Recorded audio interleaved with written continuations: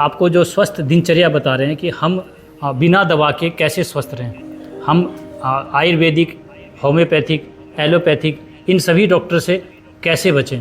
आज देख रहे हैं सब जगह आपके साथ एक षड्यंत्र हो रहा है, आयुर्वेद में भी वही हो रहा है। तो हम चाहते हैं कि हमारा जीवन एक स्वस्थ जीवन हो। तो सुबह उठने से लेकर शाम सोने तक एक दिनचर्या होता है। तो दिनचर्या तो समझ में आ रहा है, पूरे दिन का हमारा फॉलोअप। तो सुबह उठना कितने बजे, आज सबसे विषय यही आता है कि उठना कितने बजे। तो आपने सुना ब्रह्म मुहूर्त के बारे में। सुबह ब्रह्म मुहूर्त का टाइम क्या होता है, सूरज निकलने से 2.5 घंटे पहले। तो सूर्य का टाइम तो बदलता रहता है, सर्दियों में कुछ और, गर्मियों में कुछ और, बदलता रहता है। तो आप कैसे उठोगे सूरज निकलने से 2.5 घंटे पहले? हो सकता है क्या?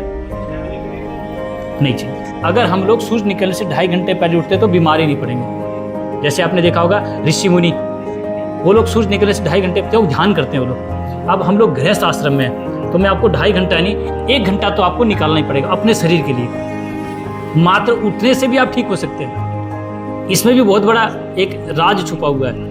पहले उठते थे ना, पहले हम लोग सूरज निकलने से पहले उठते हैं। अब कितने बजे उठते हैं? 10 बजे, 11 बजे, ऐसे ही चल रहा है ना।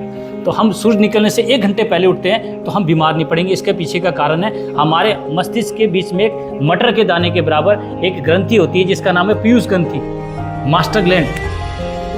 सुना ना आपने? ये ग्लैंड हमारे ब्रेन के अंदर हमारे सारे ऑर्गन को एक्टिवेट करती है। जैसे पेनक्रियास काम नहीं कर रहा है प्रॉपर तरीके से तो इंसुलिन नहीं बनेगा, और प्रॉपर अगर इंसुलिन नहीं बनेगा तो आप डायबिटिक होंगे। और आपको पता फिर पूरी ज़िंदगी दवाई खाते रहो। तो मैं आपको बताऊंगी दवाई खानी ना पड़े। हम डायबिटीज़ को लेकर परेशान हैं तो सभी लोगों ने अपनी अपनी, आयुर्वेद ने अपनी चूरन बेचा, एलोपैथ ने अपनी दवाइयाँ दी, सब ने अपने अपने दवाइयाँ बेची। कोई बता ये नहीं रहा कि क्यों ये बीमारी बन क्यों रही है। तो पेनक्रियास के बारे में सुना ना आप लोगों ने कि पेनक्रियास जो है हमारे बॉडी में इंसुलिन बनाता है, ठीक है। तो आज आप पेनक्रियास के बारे में बताऊंगा कि पेनक्रियास मान लो पूरी तरह से एक्टिव नहीं है तो मास्टर ग्लैंड उसको एक्टिव करता है। तो मास्टर ग्लैंड का फंक्शन टाइम क्या है? सूरज निकलने से 2.5 घंटे पहले वो खुलता है और जैसी सूर्य की किरण निकलती है बंद हो जाता है। हर ऑर्गन का एक टाइम है। जैसे बड़ी आंत का, बड़ी आंत काम क्या करता है? मल निकालने का। तो मल तो पूरे दिन रहती है बड़ी आंत में, तो पूरे दिन आपको लैट्रिन जाना चाहिए। आप देखो 5 से 7 बजे के बीच में, सुबह जैसे होता है 5 से 7, उस समय आप अपान वायु बॉडी से निकलने लगती है। क्यों होता है? कि फ्रेश होने जाओ। तो ऐसे ही होता है, बड़ी आंत का काम है। सबका एक ऑर्गन टाइम बनाया गया है। हार्ट के तकरीबन पेशेंट देखोगे जिसको हार्ट की समस्या है वो 3 से 5 बजे के बीच में उसको बड़ी गंभीर समस्या आती है। होता है ना? ध्यान किया आपने? अब उठ गए, उसके बाद क्या करना? तो उठने के बाद क्या करते हैं हम लोग? पानी पीते हैं, यही है ना। तो पानी कैसे पीना? मैंने आपको बताया था सिर्फ पानी से भी ठीक हो सकते हैं। घूट घूट करके, सिप सिप करके पानी पीना। कुत्ते को आपने देखा, कुत्ते को जहां तक उसका जीभ जाता अपने आप ठीक कर लेता, किसी डॉक्टर के पास नहीं जाता, मुंह की लार। तो सुबह जो आपको बताया जाता गुनगुना पानी पिए। तो कई लोग बोलते हैं गुनगुना क्यों, ठंडा क्यों नहीं? तो गुनगुना पानी क्यों पीना? आपने देखा होगा कोई तेल की बोतल है या घी की बोतल है और उसको साफ करना है, किससे करोगे? गुनगुने पानी से। तो गुनगुना पानी सफाई के लिए होता है। तो जैसे आप दांत को तो रोज साफ करते हैं, शरीर को भी रोज साफ करते हैं। आपसे बोलूं कभी गले को किया या इंटरनली ऑर्गन को भी, इसको भी सफाई चाहिए ना। तो गले से नीचे तक की सफाई के लिए वही गुनगुना पानी। तो कोई भी आपसे पूछे गुनगुना क्यों, ठंडा क्यों नहीं, तो आप उसको ये बोल सकते हैं शरीर की सफाई, मुंह से मूलाधार तक की सफाई हो जाएगी। जैसे ही आप गुनगुना पानी पियोगे, मुंह से मूलाधार तक की सफाई हुई, बड़ी आंत में आपका कचरा जो भी पूरा दिन का खाया इकट्ठा हुआ, आप फ्रेश होने जाओगे। अब बड़ी आंत की सफाई होगी। समझ में आ रहा है मेरी बात? सरल भाषा में समझा रहा हूँ ना। तो सुबह का गुनगुना पानी कितना पीना? तो कई लोग बोलते हैं 1.5 लीटर, कई कहते हैं 2.5 लीटर। सबके अपने अपने विचार रखे गए और हमारा मानना है कि जितनी इच्छा उतना पियो। आपको 1 गिलास पीना 1 गिलास पियो, आपको 2 पीना 2 पियो। मेरा मानना है ज़बरदस्ती नहीं, शरीर के साथ कभी ज़बरदस्ती नहीं करनी है किसी को। आपको जितनी इच्छा उतना पियो। तो 1 गिलास तो पी सकते हैं। तो पीने का तरीका सिप सिप करके।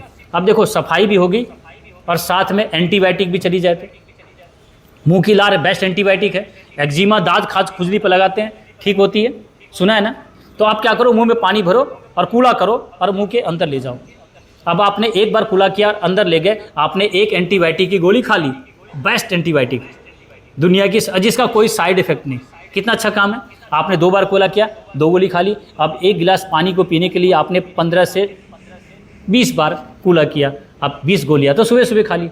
अब सुबह पहले सबसे ज़्यादा हमारे पेट में एसिड होता है, सबसे ज़्यादा हमें लार की ज़रूरत है, और मुंह की लार एल्कलाइन है, बॉडी एसिडिक है, तो हो गया ना पूरा।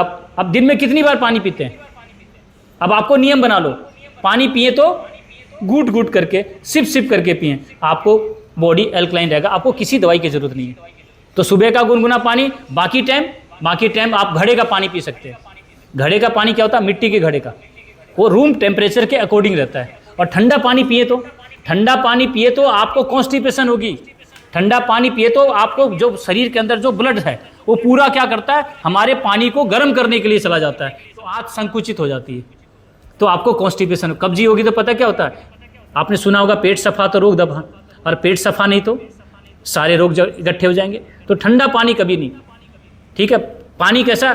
घड़े का पानी रूम टेम्परेचर के अकॉर्डिंग रहता है। और आप पीते फ्रिज का, आप जितने भी लोग देखेंगे जो फ्रिज का पानी पीने वाले हैं, उसको लंबी कॉन्स्टिपेशन मिलेगी, कब्जी मिलेगी। आ रहा समझ में? तो सुबह का पानी गुनगुना, बाकी टाइम घड़े का, मटके का पानी। आजकल आरओ वाटर, अब आरओ बंद हो गया तो एल्कलाइन वाटर। अब एल्कलाइन की जो मशीन है 2,80,000 की, कहाँ से लाएं? तो मैंने आपको बताया हमारे मुंह की लार एल्कलाइन है, तो हमने मुंह में लगा दिया। तो पानी जो साफ करने का तरीका है, आप मटके में पानी भरे, एक फिटकरी आती है पिंक कलर की, देखा आपने? एक तो फिटकरी आती है जो शेविंग करते हैं, वो सफ़ेद रंग की होती है, एक होती है पिंक कलर की, गुलाबी कलर की, जो ऊँट को देते थे पेट साफ करने के लिए। आपको कभी कोई फौजी भाई आपको मिले या आप बैठे हो तो आपको पता है, एक फौजी भाई ने मुझे बताया कि हमारी ऐसी जगह पर ड्यूटी थी जहाँ पर एक नहर का पानी आता था, और उस नहर में तो कई बार बकरी, भेड़, कई बार तो ऐसी लाश भी मरी हुई बहती थी, और हम लोगों को वहाँ पर सरकार ने फिटकरी दे रखी थी, वही पिंक कलर की। तो वो फौजी, आपको पता है कि सरकार को कितना उस पर खर्चा लगता है फौजी को तैयार करने में, तो फौजियों को फिटकरी दे रखी थी, यानी वो गंदा नहर का पानी भी फिटकरी को घुमाकर पिएंगे तो पानी साफ हो जाता है।